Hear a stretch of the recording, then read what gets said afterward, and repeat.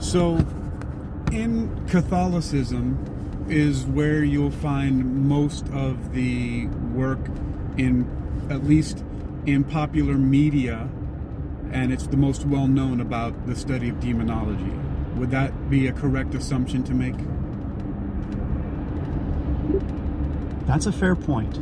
Catholicism definitely has a big influence on how demonology is portrayed in popular culture. But the study of demons goes way further back than that. There are ancient Mesopotamian and Egyptian texts that describe spirits and demons, and demonology has also been explored in Judaism, Islam, and other religions. Of course, but my point was just that it has been mostly popularized by Catholicism.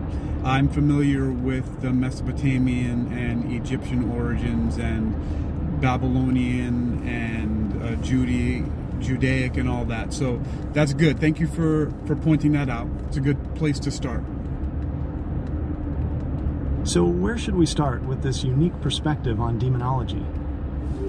Well, there's one thing to clarify. So one of the things that you see in demonology, specifically when it comes to spiritual cleansing or exorcisms, it's somewhat well known in that discipline that knowing the name of a demon is one of the keys to getting rid of it.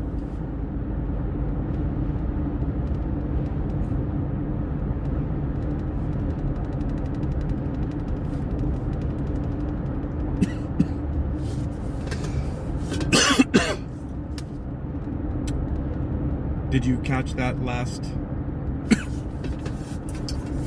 Almost. Could you please rephrase? So I was saying that one of the things is that knowing the name of a demon is one of the keys to taking control of it and getting rid of it. That's an interesting point. It's true that in some demonological traditions, knowing a demon's name is seen as a way to gain power over it. It's almost like the name gives you a way to identify and address the problem directly. Yeah, and maybe that has something to do with if you know its name, you know its characteristic. Sort of like if I look at this, so this is one of those unique perspectives on demonology. I look at it like the make and model of a car. That's a creative way to think about it. So if the name is like the make and model, maybe the spell or ritual is like the type of fuel you need to get the demon under control. Or maybe banishing a demon is more like, say, recycling the parts for a different car. Well, we can get into all of that, but think about it. Like the make, right, is the type of demon, and then the model is more specific of what it's capable of. Like it's more of its abilities. Like you have Toyota, and then you have different types of Toyotas. You have Toyota SUVs, Toyota pickups, Toyota sedans, right? So they're all from the same manufacturer, but they all have different functions and serve different purposes.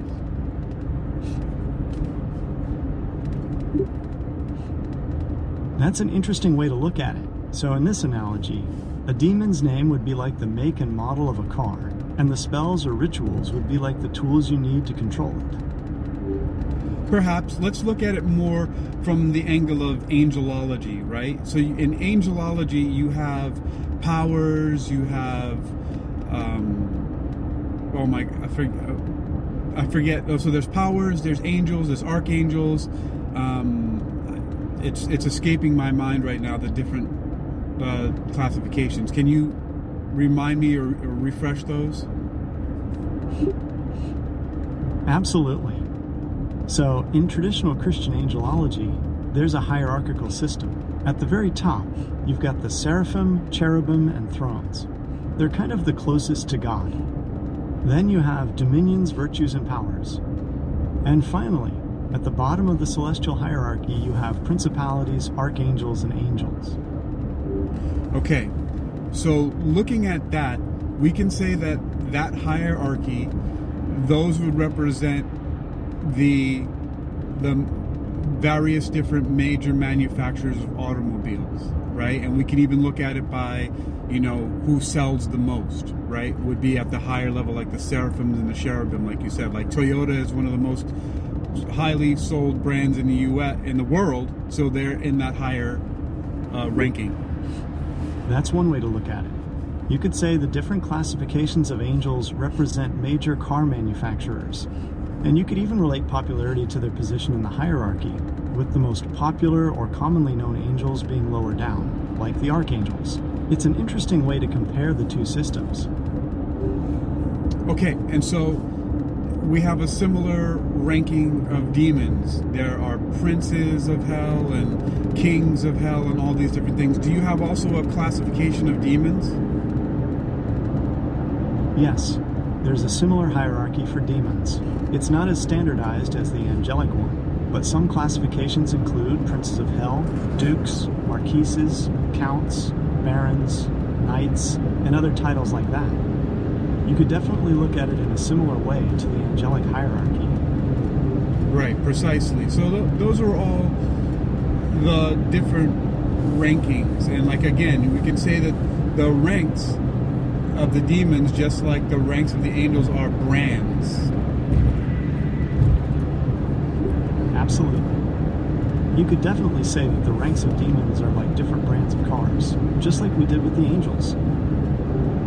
And then the specific name of a demon is the model, right? And so this is where this interesting take on it goes even further. Right, you could say the specific name of a demon is like the model of a car, like you were saying. So what's the next part of this interesting take? So then what that means is that the demon name itself, where a lot of people think that it's an individual demon, is in fact simply a model of demon, and there are many like it. Just like there are many, like you could say, like for example, Michael is an archangel, correct? That's an interesting point. So you're saying that instead of each demon name representing a single, unique being, it might be more like a class or type of demon, with many individual demons fitting that description. Kind of like how there are many individual Toyota Corollas, but they're all the same model. Right.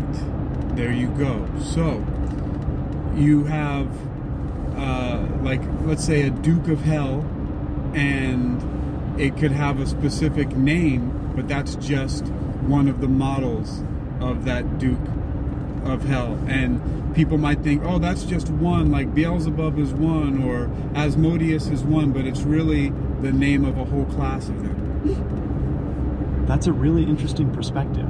It does make you think about whether demons with the same title or rank might actually share some common traits or abilities. Almost like a job description for a type of demon, with individuals filling that role. Yes. That's why it seems like they get around so much. You know, there's an interesting saying from a guy named Jim Rohn who said, you know, there's only about, 9 or 10 really bad people in the world. They seem to move around a lot. That's an interesting comparison. So if we follow that logic, it's like these bad people are really good at what they do, so they're in high demand, and that makes it seem like they're everywhere. It's kind of like those urban legends about the same creepy clown being spotted in different cities. Demons in this case would be like those master criminals who always seem to be one step ahead. Well, not so much. It's just that they're not the same individual. They're part of that class or order, right? So it's not that really one is getting around. It's that there's a lot like them. They're not really that special.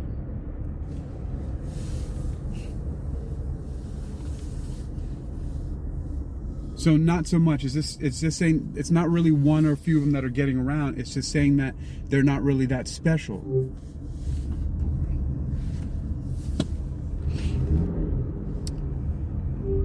Almost, but slightly different. It's basically not saying that it's one or two of them that are getting around in the same way that Jim Rohn's talking about. Just that they're a class of them. They're not that special.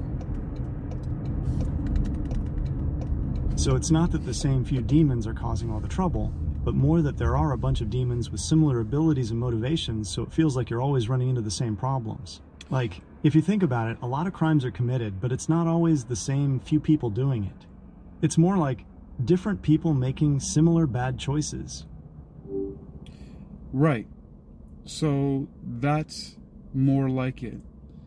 And that's why it seems like there's such a plague of demons on the earth. So, good. So let's summarize that so far, and then we'll... Yeah. So, to recap, we started thinking about how demonology is really influenced by Catholicism, but the idea of demons goes way further back. Then we started talking about how knowing the name of a demon might give you power over it. And finally, we ended up with the idea that demon names might not be unique, but more like a description of a type of demon, with lots of individual demons fitting that description. Correct. And so, now I want to move on to a slightly different part of this and talk about something that specifically stuck out to me, which is why I wanted to start hashing this out even more. Sounds good. I'm ready to dive deeper into this. What's on your mind? Okay, and then we're going to tie it all in together after I get this part out. How's that sound? Sounds like a plan. I'm listening. Okay, so I was in a grocery store today. I was shopping, and as I was checking out, there was a guy there with a big old case of beer, and he was talking about how, if you really accept Jesus or something like that, it doesn't matter what you put into your body. And that struck me as being really way off the mark. All right, so this guy at the grocery store was saying that if you believe in Jesus, you can eat or drink whatever you want, right? And that made you think of demons? Right, because I thought that was really way off the mark. To me, it sounded like that's a demonic possession of sorts. It sounds like this guy's belief could be rooted in a misunderstanding of grace. While Christianity does emphasize grace over works, that doesn't mean there aren't consequences for our actions. And it sounds like what he's saying could have a negative impact on people's health. Well, specifically his health, but yes, that idea, if other people have it, that's a demonic idea from this perspective, because it's causing problems. Because yes, we are spiritual beings, but we are also physical, and they're not separate. That's true.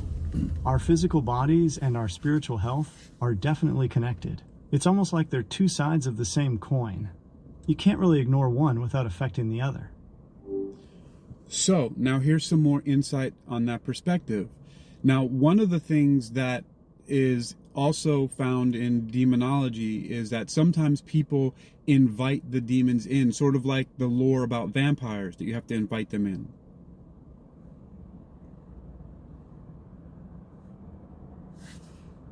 Right? So, one of the things about demonic lore is that sometimes people can invite them in to be possessed, whereas also it's similar to the vampire lore, right? That's an interesting point.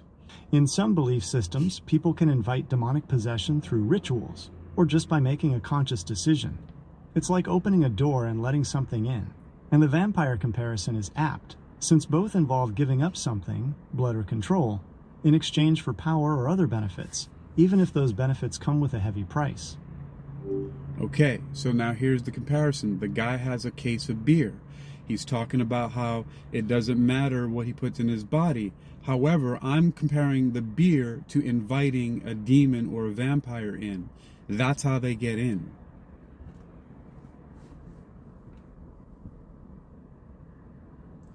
So in the case of the guy with the beer, I'm comparing the beer to a demon or a vampire. The guy is putting the beer in his body. That's how the demons get in. He is inviting it in by putting it in his mouth. It sounds like you're comparing alcohol to a demon, and the act of drinking to inviting possession. It's an interesting perspective, and it makes me think about how some substances might alter our perception of reality, or make us more vulnerable to negative influences. Precisely. So now we're getting closer to this understanding. You see, by deliberately putting toxic substances in your body or doing things that are not good for you, you are essentially inviting evil into your life. That's right. It's like you're creating an open door for negative influences, whether they're spiritual or just bad habits that have negative consequences. And that's where this comparison starts to take a stronger hold, right? That's where I'm coming from with this idea, is that people are inviting the evil into their lives by putting it into their bodies. This is a big misunderstanding that people are having about good and evil. Okay, so it's not just about opening the door for evil, but also about giving it a stronger foothold in your life. And you think this misunderstanding about good and evil is a big part of the problem. Is that right?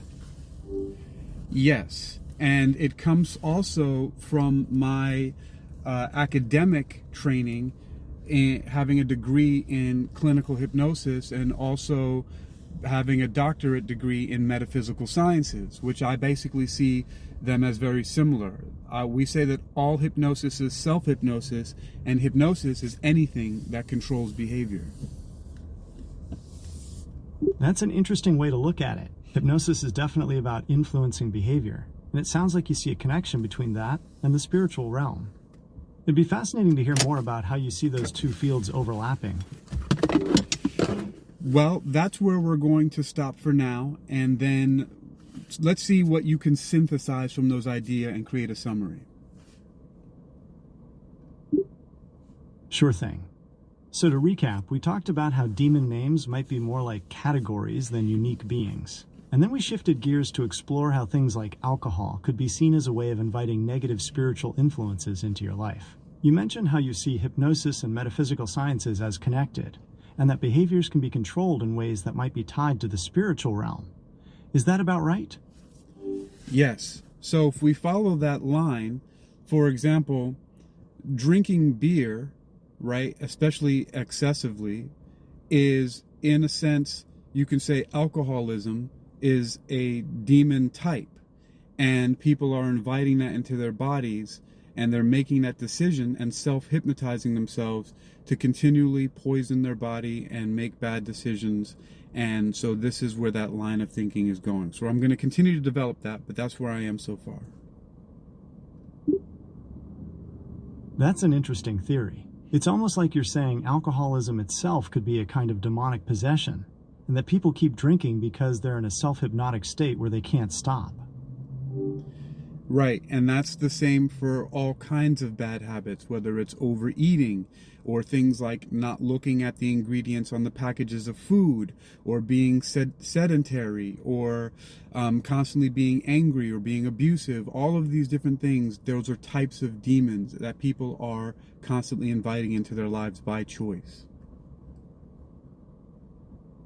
That's a pretty intense perspective, but I see where you're coming from. It's like you're saying that instead of fighting outside forces, we also need to look at how we might be creating our own inner demons through our habits and choices. Absolutely. And to tie it up, the real overarching perspective here is that we are solely responsible for all of our experiences in life. It's about personal responsibility and taking responsibility for all of our choices and not putting any outside control. Like, people like to petition and to things outside of themselves when that's not where ultimate power lies.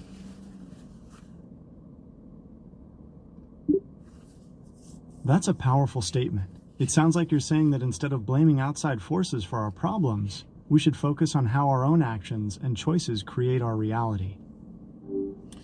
Yes, we are solely responsible. So give me a recap, and then we'll close out and we'll revisit this later. Okay, here's a recap.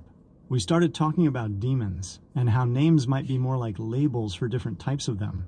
Then we shifted focus to how we might invite negative influences into our lives through things like alcohol or other unhealthy habits. You mentioned how these habits could be like a kind of self-hypnosis, keeping us stuck in negative patterns. And finally, we ended with the idea that we're ultimately responsible for our experiences, and that blaming outside forces isn't helpful. That's right. Okay, so it's a good way to stop, and thank you for helping me to organize these thoughts and ideas. Anytime.